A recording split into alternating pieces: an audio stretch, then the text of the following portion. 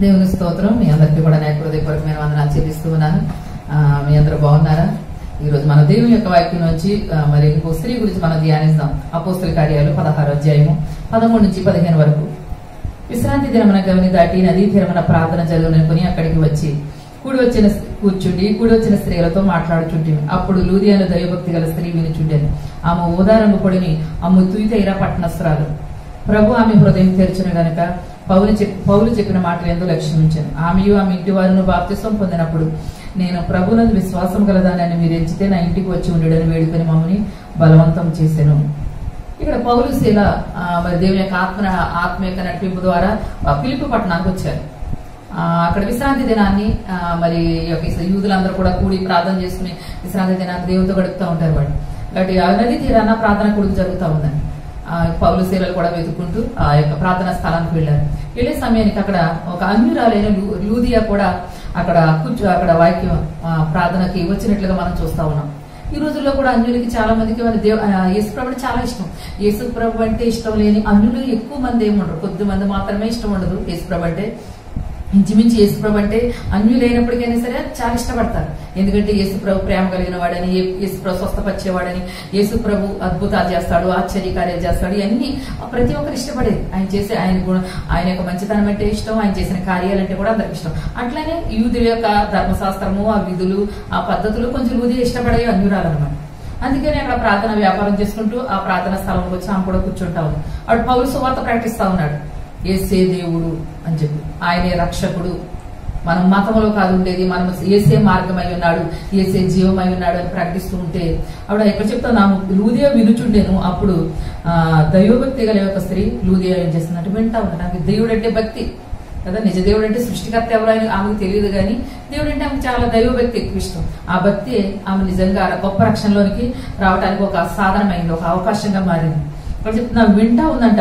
విన్న ఆస్తి వెంటనే దేవుడు ప్రభు ఆమె హృదయాన్ని తెరిచాడు అని చెప్తాం కదా. హృదయం తెరవబడటం అనేది చాలా ప్రాముఖ్యమైనది కదా. అందుకే ఎపిసి పత్రికలో ఉంటది ఏమంటే మీ మనోనేత్రాలు వెలిగింపబడినందున అని చెప్తాం. కాబట్టి ఈ లోకంలో చూసినట్లయితే సృష్టిని పూజిస్తూ సృష్టికర్త అంటే తెరవకుండా ఉండటానికి మనోనేత్రాలకి సాతాను గురుడితనం కలుగజేసింది. హృదయం తెరవబడటము అని అంటే మానవుని యొక్క హృదయం ఆ యొక్క అర్థం ఏంటి అని అంటే సాధారణంగా మానవ యొక్క కోరికలు, తలంపులు, ఆలోచనలు, ఊహలు, కోపము, సంతోషము, ప్రేమ ఇలాగే అన్ని కూడా ఈ హృదయానికి సూచనగా ఉంటా ఉన్నాయి కదా. మన యొక్క హృదయ వైఖరి ఎలా ఉంటుంది అని. అందుకని ఆత్మీయమైన సంగతులు కూడా గ్రహించడానికి వివేచన, ఆ బుద్ధి కలిగి ఉండటానికి కూడా మనోనేత్ర తెరవబడటం అని చెప్తా ఉంది. ఇక్కడ చెప్తాను ఒక వ్యక్తి చెడ్డవాడు చెడిపోవడాన్ని హృదయ కఠినత్వానికి సూచనగా బైబిల్ బోధిస్తా ఉంది.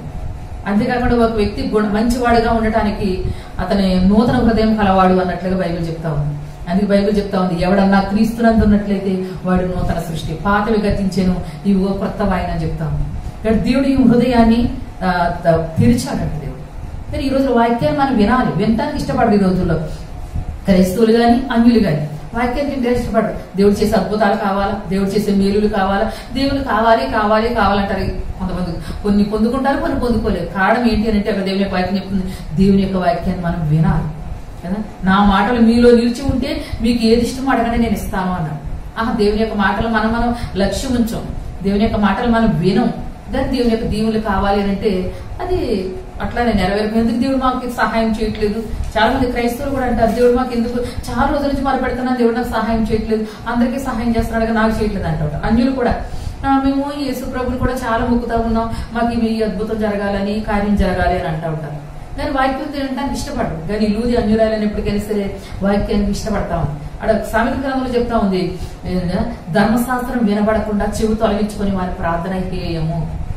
అన్యురాలమైనా సరే క్రైస్తవులైనా సరే దేవుని యొక్క దీవులు పొందుకోవాలి అని అంటే ఖచ్చితంగా దేవుని యొక్క మాటలు మనం వినాలి, దేవుని యొక్క మాటలు మనలో ఉండాలి కదా.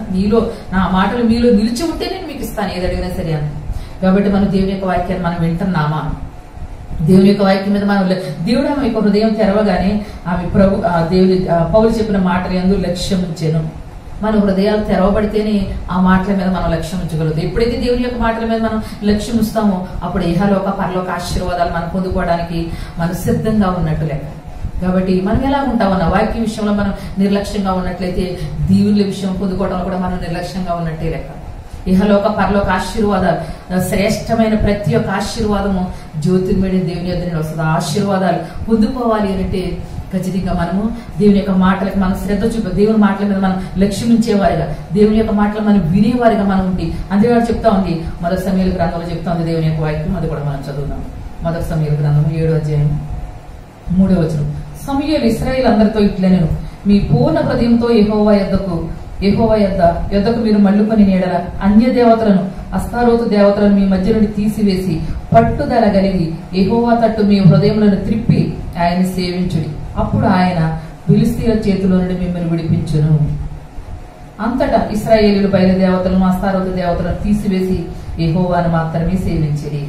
ఇక్కడ చూసినట్లయితే ఇశ్రాయేల్ ప్రజలకి భయంకరమైన శత్రువులు ఫిలిష్తీయులు. ఇప్పుడు సమూయేలు అంటా ఉన్నాడు, మీలో ఉన్న విగ్రహాలు మీరు పూర్ణ హృదయంతో దేవుని మీరు వైపు మీరు మళ్ళుకోండి. దేవుడు హృదయాన్ని చూచే దేవుడు. నువ్వే దీవుల్లో పొందాలన్నా సరే, నువ్వు పెట్టే దేవుడు వినాలన్నా సరే, నువ్వు నీ హృదయాన్ని దేవుడు చూస్తున్నాడు. మనుషులు పై రూపాన్ని చూస్తారని దేవుడు హృదయాన్ని చూసేవాడు. కాబట్టి ఆ హృదయ ఆలోచనలు బట్టి, ఆ హృదయ ఉద్దేశాలను బట్టి దేవుడి పట్ల నీకున్న ఆ యొక్క పూర్ణ హృదయంతో దేవుని వైపు మీరు మళ్ళుకోండి అని ఇశ్రాయేల్ ప్రజలతో చెప్తా ఉన్నాడు. కాబట్టి రక్షణ పొందిన బిడ్డలమైన మనం మరి దేవుని యొక్క పూర్ణ హృదయంతో దేవుని వైపు మళ్ళుకోవాలి. అప్పుడు మాత్రం చెప్తాను, మీరు పూర్ణ హృదయంతో దేవుని యొద్దకు మళ్ళుకోండి. పూర్ణ హృదయంతో దేవుని యొద్దకు మళ్ళుకోకుండా ఉండటానికి ఇశ్రాయేలుకున్న అడ్డు ఏమిటి, ఆటంకం ఏంటంటే వాళ్ళు చాలా అన్య దేవతలు ఉన్నాయి. ఈ రోజుల్లో మనకు కూడా చాలా చాలా ఉంటాయి కదా. వారికి అడిపేవాడు దేవుడు, వాళ్ళ దేవుడు అని చెప్తాను బైబిల్. వాళ్ళ పనేవాడు దేవుడు అని చెప్తా ఉంది. ఇలా మనకు కూడా ఎన్ని అన్య దేవతలు కదా. దేవునికి ఇచ్చే సమయం దేవునికి ఇవ్వకుండా, దేవుని వాక్యాన్ని మనం ధ్యానించకుండా, దేవుని యొక్క వాక్యాన్ని మనం అనుసరించకుండా, మన సొంత ఇష్టాలు, మన సొంత కోరికలు, సొంత ఆలోచనలు ఇలాగే ఎన్నో ఎన్నో ఎన్నో మనకు ఆటంకంగా ఉంటా ఉన్నాయి. అందుకే సమూయేలు అంటున్నాడు, ఇశ్రాయేల్ ప్రజలారా, మీరు ఫిలిష్తీయుల శత్రువుల చేతుల నుంచి మీరు విడుదల పొందాలి అని అంటే మీరు మీ హృదయాన్ని పూర్ణ హృదయంతో యెహోవా తట్టుకు తిరగండి. మీరు పట్టుదల కలిగి మీ హృదయాన్ని దేవుని వైపు త్రిప్పండి అని చెప్తా ఉన్నాడు. అలాగే మన జీవితంలో కూడా మనం ఏ ఆశీర్వాదాలు పొందాలన్నా సరే, మన పూర్ణ హృదయంతో పట్టుదల కలిగి దేవుని వైపు మన ప్రార్థన విషయంలో పట్టుదలతో ప్రార్థన చేస్తే కాదు, అదే సమయంలో నీ ప్రార్థన దేవునికి ఇష్టకరంగా ఉండాలి. నువ్వు చేసే ప్రతి విజ్ఞాపన, నువ్వు చేసే ప్రతి పని, నువ్వు చేసే ప్రతి సత్క్రియ, ప్రతిదీ కూడా నీకు ఆ దేవుని ఆశీర్వాదకరంగా ఉండాలి అంటే మన హృదయాలు చాలా ప్రాముఖ్యమే. ఇశ్రాయేల్ ప్రజలంట వారి పెదవులు చాలా దేవుడి దగ్గర మనుషులు కల్పించిన పద్ధతులే దైవోపదేశంగా అనుసరిస్తా ఉన్నారు. వారి హృదయం నాకు చాలా దూరంగా ఉంది అంటా ఉన్నాడు. కాబట్టి నువ్వు ఏ స్థితిలో ఉన్నా, ఇక్కడ ఇశ్రాయేల్ ప్రజలు ఆ సమూయేలు ప్రవక్త మాట విని వాళ్ళ పూర్ణ హృదయంతో వాళ్ళు యెహోవా తట్టు తిరిగి వాళ్ళ హృదయాల్లో ఉన్న ఆ యొక్క అన్య దేవతలన్నీ తీసివేసినప్పుడు అద్భుతమైన విధంగా 7-10 చెప్తా ఉంది. సమూయేలు దహన బలి అర్పించి చుండగా ఫిలిష్తీయులు యుద్ధం చేయడానికి ఇశ్రాయేల్ మీదకి వచ్చిరి. అయితే యెహోవా ఆ దినమున ఫిలిష్తీయుల మీద మెండుగా ఉరుములు కురిపించి వారిని తారుమారు చేయగా ఇశ్రాయేలుల చేత ఓడిపోయేది. గొప్ప విజయం వచ్చింది. ఎప్పుడైతే వాళ్ళు పూర్ణ హృదయంతో యెహోవా తట్టు తిరిగారో, మరి పట్టుదల కలిగి మరి వాళ్ళ హృదయంలో ఉన్న అవన్నీ ఎప్పుడైతే తొలగించుకున్నారో అప్పుడు వాళ్ళ జీవితంలో గొప్ప ఫిలిష్తీయులైన శత్రువుల మీద గొప్ప విజయం వచ్చినట్లుగా చూస్తున్నాం. నీ జీవితంలో కూడా, నీ కుటుంబంలో కూడా, నీ వ్యక్తిగత జీవితంలో, నీ కుటుంబంలో నువ్వు విజయాలు సాధించాలి అని అంటే ఖచ్చితంగా నువ్వు కూడా నీ పూర్ణ హృదయంతో దేవుని తట్టు తిరుగు. నీ హృదయాన్ని అందుకే చెప్తా ఉంది, హృదయ శుద్ధి గల వారి ధన్యులు వారి దేవుని చూచేది. నువ్వు దేవుని కార్యాలు చూడాలని ఆశపడుతున్నావా? దేవుడు ఆశ్చర్య కార్యాన్ని జీవితంలో చూడాలని ఆశపడుతున్నావా? దేవుని అద్భుతాలను అనుభవించాలని ఆశపడతా ఉన్నావా? అయినట్లయితే నీ హృదయం ఎట్లా ఉంది? దేవుడు అడుగుతా ఉన్నాడు. దేవుడు అక్కడ చెప్తా ఉన్నాడు, దేవుడు నీ హృదయాలు ఎరుగును కదా. కాబట్టి ఇక్కడ చెప్తా ఉంది, హృదయ హృదయం తెరవబడిందంట. కాబట్టి ఆమెకున్న గొప్ప చాలా దైవభక్తి కలిగిన స్త్రీయే, కానీ ఆమెకు రక్షణ లేదు. కానీ ఆ సమయంలో ఆమెకు అత్యవసరమైంది ఏంటంటే అసలు ఉదాహరణ కూడా అమ్మటం అంటే అది ధనవంతులే కొంటారంట. అప్పుడు అంటే మంచి వ్యాపారస్తులు. ఆమెకు అంతా కూడా ధనవంతులతో ఎక్కువ పరిచయాలు ఉన్నాయి. ఆమెకి ఈరోజు సంబంధంగా మంచి వ్యాపారం ఉంది. ఆమెకి ఏమి ఒక్కడ కొదువు ఉంది, ఆమెకు రక్షణ కొదువు ఉంది. కాబట్టి దేవుడు ఆమెకి ఏం కొదువు ఉందో ఆ కొదువు తీర్చబడ్డది. ఆ మాటలు ఎందు లక్ష్యం ఇచ్చినప్పుడు ఆమె ఇంటి వారు రక్షణ పొందినట్టుగా మనం చూస్తా ఉన్నాం. ఎంత అద్భుతమైన సంఘటన అది, నిజంగా ఎంత అద్భుతకరమైన విషయం. అక్కడతోటి ఆగిపోలేదు. ఆ హృదయం తెరవబడి ఆ దేవుని యొక్క మాటలు ఆ రక్షణ పొంది అక్కడికి ఆగిపోలేదు, తన కుటుంబంతో ఆగిపోలేదు. ఇంకా అన్యజనులు అనేక మందిని దేవుని చెంతకు నడిపించడానికి దేవుడు ఆమెను వాడుకుంటా ఉన్నాడు. కాబట్టి మనం ఎలా ఉంటా ఉన్నాం కదా, మన జీవితంలో రక్షణ అనేది మేము రక్షణ పొందే ఉన్నాం కదా. చాలా రక్షణ పొందలేని వారైతే ఖచ్చితంగా రక్షణ పొందాలి. ఈ వాక్యం వింటున్నా నీవు రక్షణ లేకుండా ఉన్నట్లయితే ఖచ్చితంగా నమ్మి వారు బాప్తిసం పొందినట్టుగా మనం చూస్తా ఉన్నాం. కాబట్టి నువ్వు ఇంతకాలం కూడా నువ్వు దేవుడు అంటే నిజంగా నువ్వు దేవులే, నీకు దేవుడు అంటే చాలా ఇష్టమే. చాలా మంది బాప్తిసం తీసుకోవడానికి చాలా వెనకబడతా ఉంటారు. కానీ దేవుడు అంటే నాకు చాలా ఇష్టం. చాలా మంది అంటూ ఉంటారు, నాకు అసలు ఏ చెడ్డ అలవాట్లు లేవు, ఏ విగ్రహారాధన లేదు, ఏమీ లేదు. అన్నిలో ఉన్న స్త్రీలు కూడా అంటూ ఉంటారు చిన్నప్పటి నుంచి వాళ్ళ దేవుని యొక్క వాక్యాలు వినటాన్ని బట్టి. కానీ బాప్తిసం ఒకటే కొంచెం అని ఆలోచిస్తూ ఉంటారు కదా. కానీ అది చాలా ప్రాముఖ్యమైనది. ఈ హృదయం కూడా అందుకే అది అసలైంది, ఆమె చాలా ప్రాముఖ్యమైనది. ఆమె పొందుకోవాలి అంటే ఆ హృదయం తెరవబడవలసి వచ్చింది. ఈ రోజుల్లో కూడా బాప్తిసం పొందడానికి అనేక మందికి వాళ్ళ సొంత ఆలోచనలు, చుట్టుపక్కల పరిస్థితులు ఎన్ని అడ్డొచ్చి చాలా మంది ఆ గొప్ప రక్షణను కోల్పోతా ఉన్నారు. ఆ రక్షణ కోల్పోకుండా ఇంతవరకు నువ్వు ఆలస్యం చేసినట్లయితే దేవుడు నీతోటే మాట్లాడుతున్నాడు, నువ్వు రక్షణ పొందు. నీ కుటుంబం కూడా ఆ గొప్ప భాగ్యాన్ని లూది ఎంత ధన్యురాలండి. ఈ రోజుల్లో అన్యుల్లో ఉన్న వాళ్ళు అప్పుడు రక్షణ పొందటమే చాలా కష్టం. కుటుంబం అంతా రక్షణ పొందటం అనేది ఎంత అద్భుతమైన ఆశీర్వాదం అది కదా. కాబట్టి నిజంగా మన కుటుంబాలు ఈ రోజుల్లో క్రైస్తవ కుటుంబాలు కూడా రక్షణ లేకుండా ఉంటామని, అన్యుల కుటుంబాలు ఇంక సంగతి ఎలా ఉంటుందా పరిస్థితి కదా. మనం రక్షణ పొందుదాం, నిజంగా గొప్ప రక్షణ పొందుకుని అనేక మందికి ఆశీర్వాదకరంగా ఏమన్నట్లుగా మనం చూస్తా ఉన్నాం. కాబట్టి మనం దేవుని వైపు తిరుగుదాం. మన రక్షణ మన మనోనేత్రాలు వెలిగించబడితే మనకు వచ్చే ఆశీర్వాదం ఏంటో తెలుసా? చూద్దాం. ఎఫెసీయులకు రాసిన పత్రిక 1:17. ఎఫెసీయులకు రాసిన పత్రిక 1:17. మరియు మీ మనోనేత్రములు వెలిగింపబడినందున ఆయన మిమ్మల్ని పిలిచిన పిలుపు వల్ల నిరీక్షణ ఎట్టిదో, పరిశుద్ధుల్లో ఆయన స్వాస్థ్యం యొక్క మహిళేశ్వర్యం ఎట్టిదో, ఆయన క్రీస్తునందు వినియోగపరిచిన బలాతిశయమును బట్టి విశ్వసించి మన యందు ఆయన చూపుచున్న తన శక్తి యొక్క అపరిమితమైన మహాత్మ్యం ఎట్టిదో మీరు తెలుసుకున్న వల్లని మన ప్రభువైన యేసుక్రీస్తు యొక్క దేవుడైన మహిమా స్వరూప యొక్క తండ్రి తను తెలుసుకునేటందుకు మీకు జ్ఞానము ప్రత్యక్షత గల మనస్సు అనుగ్రహించినట్లు నేను నా ప్రార్థన మిమ్మల్ని విజ్ఞాపన చేస్తాను, మిమ్మల్ని గురించి విజ్ఞాపన చేస్తున్నాను అంటా ఉన్నాడు. ఇక్కడ ఎఫ్ఎస్సి సంఘానికి అంట రక్షణ, చాలా మంది రక్షణ పొందినారు, చాలా సంతోషం. నేను అక్కడ చెప్తా ఉంది, రక్షణ పొందిన వారికి అంటే అక్కడ మనల్ని పిలిచాడు దేవుడు, పరిశుద్ధమైన పిలుపుతో పిలిచాడు. ఎందుకంటే పరలోక రాజ్యం మన నిరీక్షణ ఏమై ఉంది, మన పరలోక రాజ్యం వెళ్ళాలి. మనకి ఇది శాశ్వతం కాదు, పరలోక రాజ్యమే శాశ్వతం అనేది మన యొక్క నిరీక్షణ అయి ఉంది. అంతేకాదు ఈ లోకంలో కూడా మనకి నిరీక్షణ ఉంది. కేవలం ఈ లోకంలో అంటే అక్కడ అందుకే చెప్తాం. జకరియా గ్రంథంలో చూద్దాం. జకరియా గ్రంథం 9:12.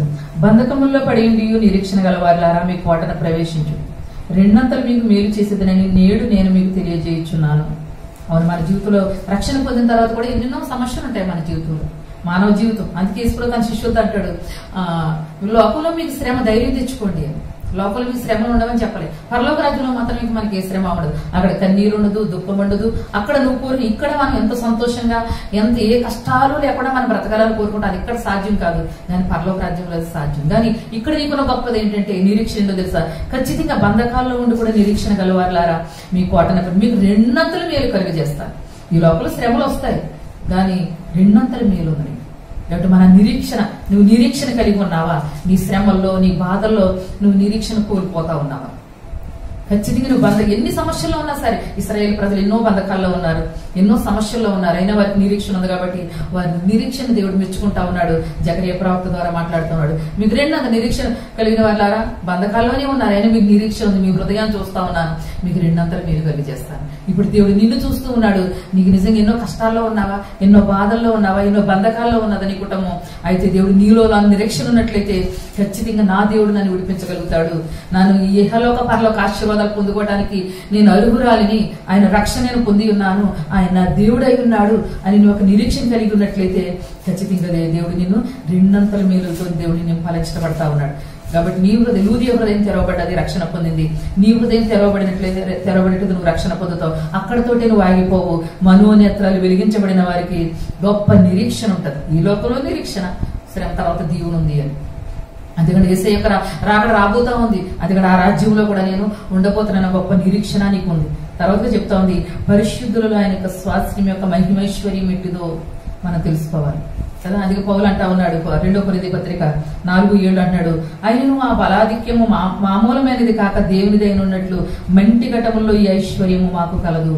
దేవుడు రక్షణ పొందిన మన అందరి జీవితంలో మహిమైశ్వర్యాన్ని ఉంచాడు. ఆ మహిమైశ్వర్యం నువ్వు అనుభవిస్తున్నావా? అనుభవించకపోయినట్లు చెప్తా ఉంది, నువ్వు అనుభవించడమే దేవుని చిత్తం.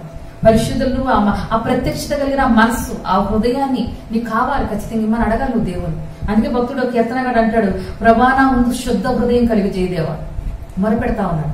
అట్లానే నువ్వు కూడా దేవుని యొక్క దీవులు పొందాలంటే శుద్ధ హృదయం దయచేదేవా. అని దేవుడు మనం అడగాలి. మనం అడిగినట్లయితే అక్కడ చెప్తా ఉంది ఖచ్చితంగా ఆయన యొక్క ఆ శ్వాస మహిమేశ్వర్యం, ఆ యొక్క మట్టి ఘటాల మహిమేశ్వర్యాన్ని అనుభవించగలుగుతాయి. ఎటు పోయినాను శ్రమ పడుచున్నాను, మేము ఇరికింపబడి వారము కాము, అపాయంలో ఉన్నాను కేవలము ఉపాయం లేని వారము కాము, తరువుబడుచున్నాను దిక్కు లేని వారము కాము, పడద్రోయబడుచున్నాను నశించే వారము కాము. ఏంటంటే మన జీవితాలు శ్రమలు వస్తూ ఉంటాయి, అయినా కూడా మనం ఇరికించబడి ఆ శ్రమల్లో మనం నశించిపోయేవారం కాదు. రక్షణ పొందిన బిడ్డలకు ఉన్న గొప్ప పరిశుద్ధుల్లో ఆయన మహదేశ్వర్యం ఏంటో తెలుసా, మనకి మనం శ్రమలు వస్తాయి, శ్రమ పడుతున్నా సరే మనం ఇరికింపబడేవారం కాదు. అపాయాలు వస్తాయంటే మన జీవితాల్లో, దాన్ని మనం దేవుడే మనకి మంచి ఆలోచన ఇస్తాడు దేవుడు. అంతేకాదు సాతాను మనకి అనేక విషయాలు మనుషుల ద్వారా, పరిస్థితుల ద్వారా, సమస్యలు మనకు తొంగుతూ ఉంటాయి. చాలా మంది చెప్తూ ఉంటారు, అక్క నా జీవితంలో ఏమి శ్రమలు పరిగెట్టుకుంటూ వస్తున్నాయి అన్నట్టు. దీవులు మాత్రం రావట్లేదు కానీ కష్టాలు మాత్రం, దీవులు అయితే అప్పుడోటి వస్తా ఉంది, కష్టాలు మాత్రం పరిగెట్టుకుంటూ తుఫాను వల్ల వస్తా ఉన్నాయి. తరుపున సాతాను మన జీవితంలో ఏదో ఒక ఉప్పుల లాంటి సమస్యలు తీసుకొస్తానే ఉంటాడు, ఏదో ఒక తుఫాను లాంటి సమస్యలు తీసుకొస్తానే ఉంటాడు మన జీవితంలో. అది చెప్తా ఉంది తరుము పడతానే ఉంటాయి మన జీవితంలో. ఇక్కడ పౌలు అంటా ఉన్నాడు కదా, వాళ్ళకి తన ఇంకా ఫ్యామిలీ లేదు, సంపూర్ణంగా దేవుడి సేవలో ఉన్నాడు, కానీ అన్ని శ్రమలు ఉంటే మన కుటుంబాలు కలిగి ఉన్నాం, మనం ఇంకా మనకి ఎన్ని శ్రమలు ఉంటాయి మనకి. అక్కడ చెప్తా ఉంది తరుమబడుచున్నను మనం దిక్కు లేని వారము కాము, అంతేకాకుండా మన పడద్రోయబడినను కూడా నశించే వారము కాము. అది నీతిమంతుడు 7 మార్లు పడినా తిరిగి లేస్తాడని చెప్తాము. కాబట్టి నువ్వు యొక్క పరిశుద్ధుల్లో మరి మహిమేశ్వరి మీది మట్టి ఘటాల్లో, నీ మట్టి ఘటంలో దేవుడు ఆ మహిమేశ్వర్యం ఇచ్చాడు రక్షణ ద్వారా. ఎప్పుడైతే నువ్వు రక్షణ పొందావో, ఎప్పుడైతే నీ మనోనేత్రాలు వెలిగించబడ్డాయో, ఆత్మీయమైన గుడ్డితనం నుంచి నువ్వు విడుదల పొంది దేవుడు నువ్వు ఎప్పుడైతే అంగీకరించావో నీ మనోనేత్రాలు వెలిగించబడ్డాయి. ఇప్పుడు ఆ యొక్క మహిమేశ్వర్యాన్ని నువ్వు అనుభవించాలి. ఏంటో తెలుసా, నిరీక్షణ కలిగి ఉండి నీ సమస్యలు. రెండోది, నీ యొక్క బాధల్లో ఆ మహిమేశ్వర్యాన్ని నువ్వు అనుభవించు. అపాయంలో ఉన్నప్పుడు అడగాలి, దేవా నీ యొక్క ఆలోచన నాకు దయచేయి. మనం చేయగలుగుతా ఉన్నాం. అలా మనం చేసినట్టు దగ్గర చెప్తా ఉంది దేవుని యొక్క వాక్యం. తన యొక్క శక్తి విశ్వసించు మన యందు ఆయన చూపుతున్న తన శక్తి యొక్క అపరిమితమైన మహాత్యం ఎట్టుతో ఆయన శక్తిని నువ్వు అనుభవించాలి. అవును, ఈ సమస్యలు పరిష్కరించబడాలంటే నా వల్ల కావట్లేదు, ఈ బాధ భరించాలంటే ఈ రోజుల్లో ఎక్కువ శాతం చెప్తా ఉంటారు స్త్రీలు, నా వల్ల కావట్లేదు ఈ సమస్య. దేవుడు అన్ని చేయగలుగుతాడు, కానీ దేవుడు చేసి ఆ అద్భుతం చేసేదాకా, ఆ సమస్య పరిష్కరించబడేదాకా నాకు తట్టుకునే శక్తి లేదంటారు చాలా మంది కదా. చాలా మంది ఆత్మహత్యలు పాల్పడతా ఉంటారు. అవును, నా జీవితంలో ఒకటి పెళ్ళైన కొత్తలో నేను కూడా అలాగే అన్నదాన్ని, కానీ ఈ దినాన్ని నేను చెప్పగలుగుతాను, తట్టుకునే శక్తిని దేవుడు నాకు ఇచ్చాడు. కానీ దేవుడు నన్ను నశించిపోకుండా దేవుడు నన్ను కాపాడాడు. అవును, ఆ పరిస్థితుల్లో మనం చెప్తాం కదా, కానీ మనం అలా నశించిపోవడానికి కాదు, మన మేము పడద్రోయబడినను మనం నశించిపోయేవారం కాదు. ఇక్కడ చెప్తా ఉంది దేవుని యొక్క వాక్యము, దాని యొక్క అపరిమితమైన శక్తి. అంటే దేవుడు దానికి అపరిమితమైన శక్తితో దేవుడిని నింపాలనుకుంటున్నాడు. నీ శ్రమల్లో, నీ ఇరుకుల్లో, నీ ఇబ్బందుల్లో, నీ కృంగిన స్థితిలో దేవుడు తన శక్తి, అవును సమస్యలు జయించాలి, ఈ లోకంలో నువ్వు విజయవంతమైన క్రైస్తవ జీవితం జీవించాలి, ఆశ్చర్యంగా నిజంగా దేవుడు ఇచ్చిన వాగ్దానాలను స్వతంత్రించుకోవాలంటే నీ శక్తి సరిపోదు. దాని అపరిమితమైన ఆయన శక్తి మీద నువ్వు ఆధారపడుతున్నావా? ఆధారపడినట్లయితే అవి చెప్తా ఉంది ఎఫెసీ పత్రిక 3:20 మనలో కార్యసాధకమైన తన శక్తి చొప్పున మనం అడుగు వాటన్నిటికంటే, ఊహించి వాటన్నిటికంటే అత్యధికముగా చేయు శక్తి గల దేవునికి క్రీస్తు యేసు మూలంగా సంఘములో తరతరములు సదాకాలము మహిమ కలుగునుగాక. మన జీవితంలో తన యొక్క మనం ఎప్పుడైతే మన దేవుని మీద నిరీక్షణ కలిగి ఉంటామో, అవును దేవా నీ యొక్క పరిశుద్ధులతో, సమస్త పరిశుద్ధులతో కలిసి మనం ఏం చేయాలంటే ఆయన యొక్క శక్తి యొక్క మహత్యాన్ని కూడా మనం అనుభవించాలి. అనుభవించినట్లయితే వచ్చే రిజల్ట్ ఏంటో తెలుసా, వచ్చే ఫలితం ఏంటో తెలుసా, నువ్వు అడిగిన దానికంటే, ఊహించిన దానికంటే అత్యధికమైన కార్యాలు నీ జీవితంలో. ఇది నిజంగా నా వల్ల కాలేదు, దేవుని వల్లే జరిగింది. అది నీ చెడ్డ అలవాట్లు, నీ వర్తం మార్పే కావచ్చు, లేదా నీకు అప్పుల సమస్య కావచ్చు, లేదా డాక్టర్లు కూడా మా వల్ల కాదు, ఈ అనారోగ్యం మా వల్ల కాదమ్మా అని డాక్టర్లు కూడా చేయలేని, వైద్యం చేయలేని రోగాలే కావచ్చు, అది ఏదైనా కావచ్చు. ఆయన యొక్క శక్తి ద్వారా నీ జీవితంలో చేయాలని ఇష్టపడతా ఉన్నాడు. కాబట్టి పరిశుద్ధురాలు ఆయన యేసు రక్తం మీద కడగబడి పరిశుద్ధురాలుగా ఉంటున్నా నీవు ఆయన యొక్క శక్తి యొక్క మహదేశ్వర్యాన్ని నువ్వు అనుభవిస్తున్నావా? లేకపోయినట్లయితే ఏ వాగ్దానాలు లేని, నిరీక్షణ లేని అన్యజనుల వలె నువ్వు కూడా కృంగిపోతూ, దుఃఖపడుతూ, చింతపడుతూ నువ్వు అలాగే జీవిస్తా ఉన్నావు. అలా జీవించడం దేవుని చిత్తం కాదు. రక్షణ మనకి నిరీక్షణ కలిగిన ప్రజలం మనం, వాగ్దానం కలిగిన ప్రజలం మనం కదా, నిబంధన కలిగిన ప్రజలం మనం. కాబట్టి నీకు దేవుడికి మనల్ని అలాగా శ్రమలు దిక్కులేని వారము కాము. ఎంత అద్భుతమైన మాట ఉండదు, ఎంత నిజంగా ప్రోత్సాహకరమైన మాట అది. మేము తరవబడుతున్నా కూడా దిక్కు లేని వారము కావు, నీ దిక్కు దేవుడై ఉన్నాడు. హల్లెలూయా కదా. యెహోషాపాతు అలాగే ప్రార్థన చేస్తున్నాడు. ఏమి చేయాలో ఈ నలుదిశలా నాకు సమస్యలు వచ్చినప్పుడు నాకు ఏం చేయాలో అర్థం కావట్లేదు, నువ్వే నా దిక్కు ప్రభు అని ప్రార్థన చేశారు. నువ్వే మా దిక్కు ప్రభు అని ఇశ్రాయేలు ప్రార్థించారు. గొప్ప విజయం ఇచ్చాడు దేవుడు. అలాగే నీ తరువు పెడతా ఉన్నప్పుడు మన దిక్కు లేని వారం కాదు. కాబట్టి నీ మనోనేత్రాలు వెలిగింపబడిన నీవు, అదే అక్కడ ఎఫెసీ సంఘాన్ని అంటా ఉన్నాడు, మీరు తెలుసుకోవాలి, ఆ ప్రత్యక్షత కలిగిన మనసు మీకు ఉండాలి అని నేను మీకోసం ప్రార్థన చేస్తున్నాను. ప్రతి క్రైస్తవుడు కూడా ఈ ప్రత్యక్షత కలిగిన మనసు మనకు కలిగి ఉండాలి కదా. కలిగినట్లయితే ఖచ్చితంగా ఈ లోకంలో కూడా మనం విజయవంతమైన జీవితాన్ని మనం జీవించగలుగుతాం. ఎంత ఆశ్చర్యం, ఎంత ఆదరణకరమైన విషయాలండి కదా. ఆయన ఎల్లప్పుడూ మనతో ఉండి నిన్ను విడువను ఎడమనే దేవుడు కదా. నీకు ఆ ఇరుకుల్లో బాధల్లో నీకు తోడుగా ఉంటాం అనేది ఎంతో ఆనందకరమైంది తెలుసా. అది ఎంతో అద్భుతమైంది నిజంగా. పరలోక రాజ్యం అంటే అక్కడే కాదు మనం అనుభవించేది. నిజంగా మన శ్రమలో ఆయనే నీ దిక్కుగా, ఆయనే నీ సహాయకుడుగా, ఆయనే నీ శక్తిగా, ఆయనే నీ బలముగా ఉంటే అన్ని నీకు విజయాలు ఇస్తా ఉంటే పరలోకం ఎక్కడో లేదు, ఇక్కడే ఉందని నువ్వు చెప్పగలుగుతాం. హల్లెలూయా. కాబట్టి నిజంగా ఆ యొక్క అనుభవంలోనికి ప్రతి ఒక్క క్రైస్తవుడు కూడా మనం క్రైస్తవురాలుగా మన యొక్క ఆ యొక్క అనుభవంలో మనం ఉండాలనేది దేవుని యొక్క చిత్తము, దేవుని యొక్క ప్రణాళిక అయి ఉంటా ఉంది. కాబట్టి ఆ విధంగా ఉండకుండా ఆయన యొక్క ఇవన్నీ గ్రహించకుండా ఏం అడ్డొస్తా ఉంది, నీకు అన్ని దేవతలు అడ్డొస్తా ఉన్నాయా, నీ హృదయ శుద్ధి చాలా ప్రాముఖ్యమైనది. అడగాలి, భక్తుడు వెళ్ళి అడగాలి, దేవా శుద్ధ హృదయాన్ని నాకు కలిగించి, ఇగో నేను ఇరుకులో ఉన్నాను దేవా కదా. ఆయన రక్షింప నేరకునేటే హస్తం కూర్చకాలేదు, వెను నేరకునేటే చెవులు మందం కాలేదు, మన పాపాలే అడ్డొస్తా ఉన్నాయి కదా. కాబట్టి అడగాలి, దేవనైనా ఇగో నేను ఇప్పుడు ఇరుకుల్లో ఉన్నాను, నాయన నువ్వు నాకు సహాయం చేయి, నాయన అపాయంలో ఉన్నాను, నీ ఆలోచన నాకు దయచి, దిక్కు లేకుండా ఉన్నాను, నువ్వు నాకు దిక్కుగా ఉండు అని అట్లా ఆయన అడగగానే నీకు ప్రత్యక్షం అవ్వాలి అంటే నీ హృదయం శుద్ధి చేసుకుంటే చాలు. నీ తలంపులు, నీ ఆలోచనలు, నీ ఊహలు ఇవన్నీ కూడా ఆ చెడ్డ కోపంతో, ద్వేషంతో, చింతతోటి ఇవన్నీ కూడా కఠిన హృదయం. ఇశ్రాయేలు యేసు శిష్యులు కూడా దేవుడు అదే వారిని అంటాడు, విశ్వాసం లేని కఠిన హృదయాలు అని చెప్పి వాడిని గర్దిస్తూ ఉన్నాడు కదా. మనకి మన జీవితంలో దేవుని యొక్క వాగ్దానాలు, దేవుని యొక్క వాక్యం మీద మన నిరీక్షణ నమ్మకం లేకుండా ఉన్నట్లయితే మనం హృదయ కాఠిన్యానికి అప్పగింపబడినట్లయితే ఏ దీవులు పొందుకోలేము కదా. చెడ్డ హృదయాన్ని, చెడ్డ వ్యక్తిని, చెడ్డ గుణాలను సూచించేదేటో తెలుసా కఠిన హృదయం. శుద్ధ హృదయాన్ని సూచించేదేటో తెలుసా దేవుని యొక్క దీవులు పొందుకునే యొక్క స్థితి. కాబట్టి మన హృదయ వైఖరి ఎలా ఉంటా ఉందో ఎప్పటికప్పుడు మనం సరి చేసుకుని లూదే యొక్క నిజంగా ఎంత అద్భుతమైన విషయం, లూదే హృదయం తెరవబడటం అనేది నిజంగా ఆమె దేవుడు నిజంగా ఆమెని ఎట్లాగా దేవుడు ఆమెను ఆశీర్వదించాడో చూడండి, ఎంతమందికి ఆశీర్వాదకరంగా ఉంచాడో చూడండి. ఆయన జరిగి చెప్తుంది లోకసభ అది అపోస్తలుల కార్యాలలో 16:40 చెప్తా ఉంది, పౌలు శీల సువార్త ప్రకటించి జైల్లో వేయబడినప్పుడు మరి జైలు నుంచి బయటకు వచ్చిన తర్వాత, శరసాల నుంచి బయటకు వచ్చిన తర్వాత లూదియా ఇంటికి వచ్చినట్లుగా మనం చూస్తాము. ఆమె ఒక ఆతిథ్యం ఇచ్చే స్త్రీగా ఉండగలిగింది. ఆమె కుటుంబం ఒక ఆతిథ్యం ఇచ్చే కుటుంబంగా ఉంది. అంటే అనేక మందికి రక్షణలో నడిపించే కుటుంబంగా ఉంది, ఆదరించే కుటుంబంగా ఉంది.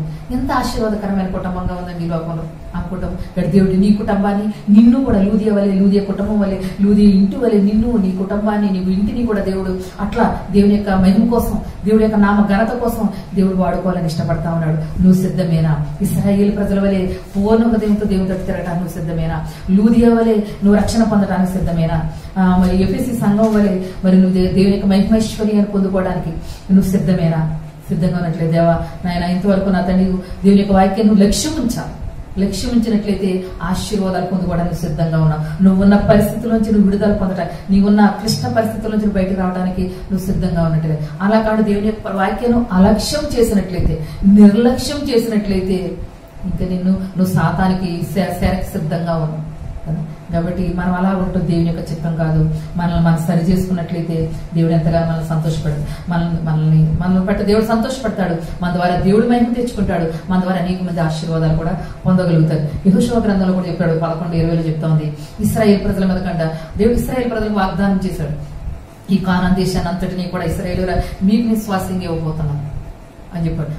అక్కడికి వెళ్ళినప్పుడు అది స్వాస్థ్యంగా యుద్ధ కాలంలో అయ్యా కానాను దేశంలో నా రాజులు అందరూ కూడా అంట ఇశ్రాయేలు ప్రజల మీద కంట యుద్ధానికి వచ్చారంట కఠిన హృదయంతో. ఎందుకోసం అంటే కఠిన హృదయం ఎందుకు వచ్చింది అంటే ఆ రాజులందరినీ దేవుని నాశనం చేయాలనుకున్నాడు. వాళ్ళ పాపాన్ని బట్టి, వాళ్ళ యొక్క చెడుతనాన్ని బట్టి వాళ్ళని నాశనం చేయాలనుకున్నాడు. అందుకే వాళ్ళకి కఠిన హృదయం వచ్చిందంట. ఇశ్రాయేలు మీద యుద్ధానికి వచ్చి సర్వనాశనం అయిపోయారు వాళ్ళు కదా. కాబట్టి ఇశ్రాయేలు ప్రజలకు గొప్ప విజయం వచ్చింది. కాబట్టి హృదయం కఠినం, ఎప్పుడైనా సరే వాక్యానికి నీ హృదయం కఠినం అవుతా ఉందా? దేవుని యొక్క వాక్యం నువ్వు అన్ని పరిస్థితుల్లో ఒకటే వాక్యాన్ని లక్ష్యం ఉంచాలి, వాక్యాన్ని విధేయత చూపాలి, అంతే హృదయం కఠినపరుచుకున్నా, మనసు కఠినపరుచుకున్నా మన యొక్క నష్టాన్ని మనమే కొని తెచ్చుకుంటున్నట్టు లెక్క. కష్టాలు రావడం తప్పు కాదు, దాని నుంచి విడుదల పొందటమే దేవుని యొక్క చెప్పు.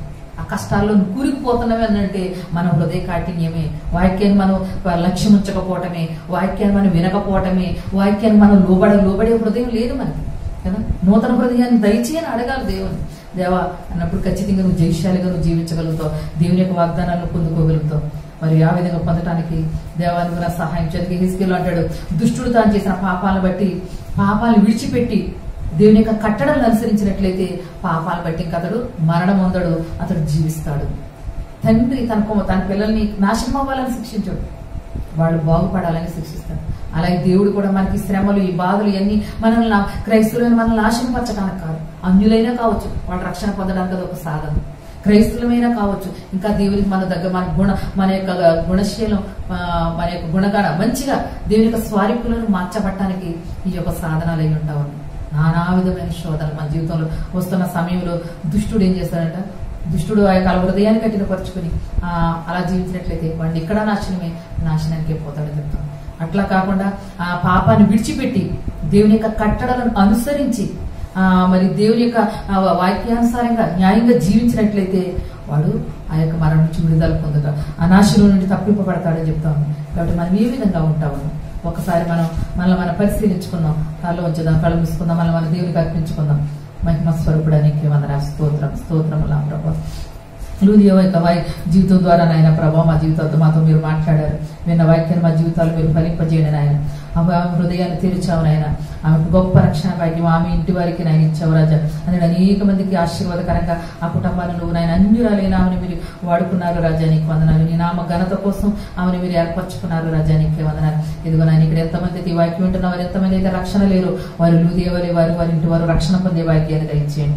నీ యొక్క వాక్యాన్ని వింటుండగా నా ప్రభా హృదయాలు తెరవబడిన ఆయన వారు రక్షణ పొందిన తండ్రి ఇహలోక పరలోక ఆశీర్వాదాలకి అర్హులుగా ఉండడానికి సహాయం చేయండి. ఇప్పటికే రక్షణ పొందిన బిడ్డలు ఎవరైతే ఉన్నారో నా తండ్రి ఇశ్రాయేలు ప్రజల వలె నా తండ్రి ప్రభా మరి హృదయాన్ని పూర్ణ హృదయంతో నీ తట్టు తిరగడానికి సహాయం చేయండి. ఏ విషయాలు సమస్యలను బట్టి బాధలను బట్టి వాళ్ళకున్న ఈ ఇరుకులు ఇబ్బందులు బట్టి హృదయం కఠినమైపోయినట్లయితే దయతో క్షమించండి నాయన, మన్నించండి రాజా, నీకే వందనాలు రాజా, నీకే స్తోత్రములు నాయన. భక్తులు అన్నట్లుగా నాయన మాకు శుద్ధ హృదయాన్ని దయచేయండి నాయన. హృదయ శుద్ధి గల వారు నేను చూస్తానంటున్నావు ప్రభా, నీ కార్యాలు అనుభవిస్తారంటున్నావు నా ప్రభా. నీ నామలేని ప్రతి ఒక్క బిడ్డ నాయన నీ యొక్క అద్భుతాలు అనుభవించాలి నాయన, నీ ఆశ్చర్య కార్యాలు, నీ శక్తి కార్యాలు అనుభవించాలి ప్రభా.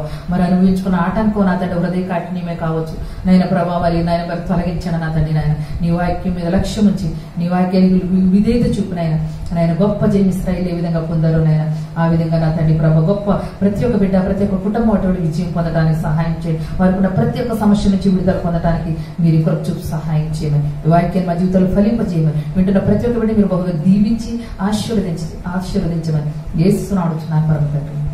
ఆమేన్. అందరిని దీవించును గాక. అందరికీ